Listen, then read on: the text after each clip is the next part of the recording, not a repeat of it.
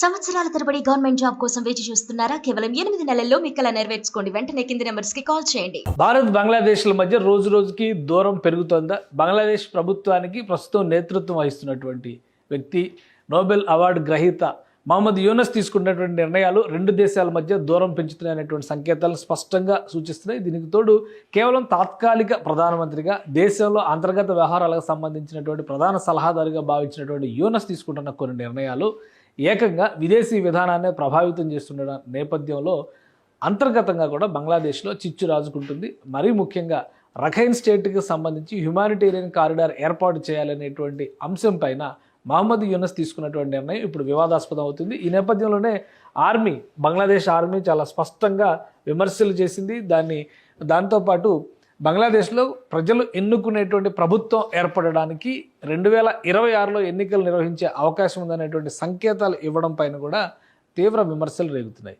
ఈ సంవత్సరాంతంలోపు ఎన్నికలు పెట్టాల్సిందేనని army chief ఇప్పటికే ప్రకటించారు. ఆర్మీ చీఫ్ ప్రకటన పట్ల ప్రస్తుతం ప్రీమియర్గా వ్యవహరిస్తున్నటువంటి మహమ్మద్ యూనస్ ఎలాంటి నిర్ణయం తీసుకోలేదు. దీనికి తోడు ఆయన ఈ హ్యుమానిటేరియన్ కారిడార్ పేరుతో రఖైన్ స్టేట్ దగ్గర కల్పించాల్సినటువంటి అవకాశాలపైన అమెరికాతో కలిసి సంయుక్తంగా యాక్టివిటీని మొదలుపెట్టడం ఇప్పుడు వివాదాస్పదంగా మారుతుంది. అసలు ఈ రఖైన్ స్టేట్ ఏంటి, అలానే ఈ వివాదం ఏంటో ఒకసారి చూద్దాము. ఇందులో ఇక్కడ చూస్తే కనుక మనకి డేటా, ఇది బంగ్లాదేశ్ మ్యాప్, బంగ్లాదేశ్ని ఆనుకుని, ఇది బంగ్లాదేశ్ని ఆనుకున్నటువంటి మయన్మార్, అంటే మనం బర్మా అని కూడా అంటాం.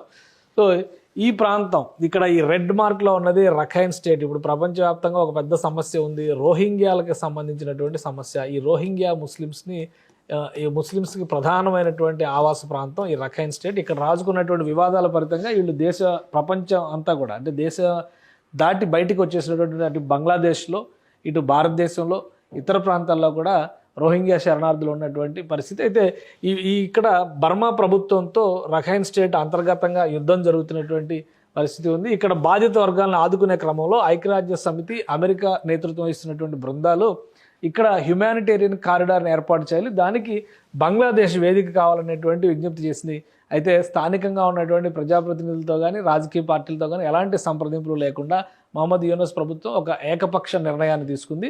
హ్యుమానిటేరియన్ కారిడార్ ఏర్పాటుకు సంబంధించి కాక్స్ బజార్ పేరుతో, ఇది బంగ్లాదేశ్లో చిట్టగాంగ్ ప్రాంతంలో వచ్చేటువంటి ప్రదేశం. ఇక్కడి నుంచి ఆ సహాయక చర్యలు నిర్వహించేందుకు కావాల్సినటువంటి వసతుల్ని కల్పించడానికి యూనస్ ప్రభుత్వం గ్రీన్ సిగ్నల్ ఇచ్చింది. అయితే ఈ కక్సస్ బజార్ రాబోయే రోజుల్లో అమెరికాకి సైనిక స్థావరంగా మారేటువంటి ప్రమాదం ఉందనే హెచ్చరికలు వస్తున్నాయి. దానిపైన రకరకాల అనుమానాలు వ్యక్తం అవుతున్నాయి. వీటన్నిటి నేపథ్యంలో భారతదేశంతో కూడా దూరం పెరుగుతుంది. వాస్తవానికి భారతదేశాన్ని కూడా ఈ సైనిక సహాయ చర్యల కోసం అవకాశం కల్పించాలనేటువంటి విజ్ఞప్తిని ఐక్యరాజ్య సమితి నుంచి వచ్చింది, కానీ భారతదేశం దానికి అంగీకరించలేదు. ఎందుకంటే ఇక్కడ జరుగుతున్నటువంటి పోరాటానికి అరకన్ ఆర్మీ నేతృత్వం వహిస్తుంది. అరకన్ ఆర్మీకి భారతదేశంతో కొంత సత్సంబంధాలు ఉన్నాయనేటువంటి ప్రచారం కూడా జరుగుతుంది.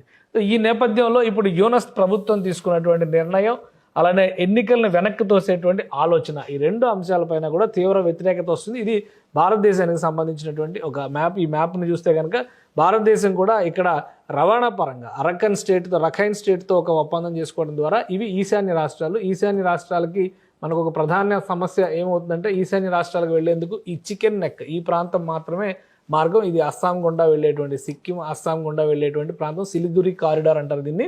అయితే ఇక్కడ విస్తారమైనటువంటి జలమార్గం ఏర్పాటు చేసుకునేటువంటి ప్రయత్నం భారత ప్రభుత్వం చేసింది. దీనికి కౌంటర్గానే యూనస్ ప్రభుత్వం ఇప్పుడు ఒక కీలకమైనటువంటి నిర్ణయం తీసుకుంది. హ్యుమానిటేరియన్ కారిడార్ పేరుతో ఈ కొత్త సైనిక అవకాశాన్ని కల్పించేటువంటి ప్రయత్నం చేసింది. ఇటీవలే అమెరికా సైన్యంతో కలిసి బంగ్లాదేశ్ ఆర్మీ ఈ తీరంలో సైనిక విన్యాసాలు కూడా చేసింది. ప్రజల్ని కాపాడేటువంటి ప్రక్రియకు సంబంధించినటువంటి విన్యాసాలు, ఆ దృశ్యాలు కూడా రిలీజ్ అయినాయి. ఇవన్నీ రిలీజ్ అయిన తర్వాత బంగ్లాదేశ్లో అంతర్గతంగా రాజకీయ పార్టీలు తీవ్ర వ్యతిరేకతను వ్యక్తం చేస్తూ వస్తున్నాయి. వ్యూహాత్మకంగా మహమ్మద్ యూనస్ తన పదవిని పదిలం చేసుకునేటువంటి కుట్ర పన్నుతున్నారనేటువంటి ప్రచారం కూడా జరుగుతుంది. ఈ నేపథ్యంలోనే ఆర్మీకి నేతృత్వం వహిస్తున్నటువంటి ఆర్మీ అధికారులు చాలా సీరియస్గా ఈ అంశాన్ని కన్సిడర్ చేస్తున్నట్టుగా చెప్పడం, అలానే డిసెంబర్ 2025లోగా ఎన్నికలు జరగాలి అనేటువంటి వాదనని వినిపించడం. ఈ నేపథ్యంలో ఇద్దరి మధ్య కొంత గ్యాప్ వచ్చింది. ఆయన రాజీనామా చేసేటువంటి అవకాశం ఉంది, మహమ్మద్ యూనస్ రాజీనామా చేసేటువంటి అవకాశం ఉంది అనేటువంటి ప్రచారం జరుగుతుంది.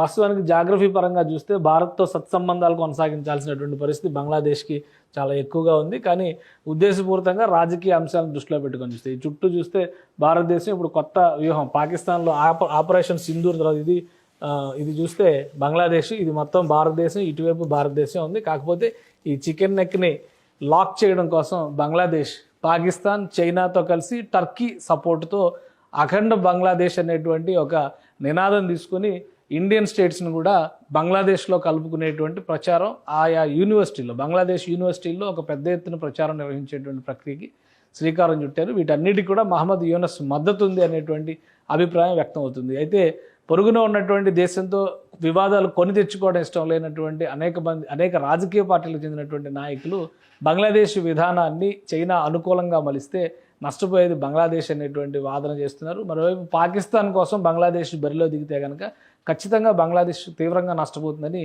బంగ్లాదేశ్లో ఉన్నటువంటి ప్రతిపక్ష పార్టీలు మహమ్మద్ యూనస్కి వార్నింగ్ ఇస్తున్నాయి. ఇది ఎటువైపు దారితీస్తుంది, బంగ్లాదేశ్లో కూడా అంతర్గత సంక్షోభానికి దారితీసేటువంటి ప్రమాదం ఉంది, సంకేతాలు ఉన్నాయనేటువంటి ప్రచారం జరుగుతుంది.